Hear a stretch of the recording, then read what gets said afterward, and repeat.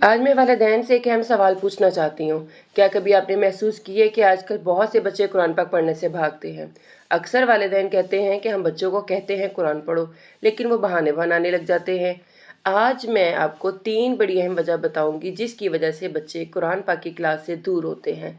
सबसे पहली वजह, बच्चों को सिर्फ डांट कर कुरान पढ़ाया जाता है। जब बच्चा डर के साथ सीखता है तो इसके दिल में शौक पैदा नहीं होता। दूसरी वजह, बच्चों को दिलचस्प अंदाज में कुरान पाक नहीं सिखाया जाता। अगर कुरान पाक के साथ दुआएं, कहानियाँ और अच्छा माहौल हो तो बच्चे ज़्यादा दिलचस्पी से क्लास लेते हैं।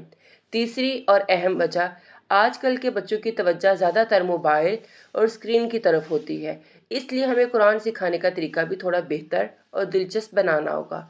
अगर हम बच्चों को मोहब्बत और अच्छे माहौल के साथ कुरान सिखाएं तो इंशाल्लाह बच्चे कुरान से दूर नहीं बल्कि उसके करीब हो जाएंगे।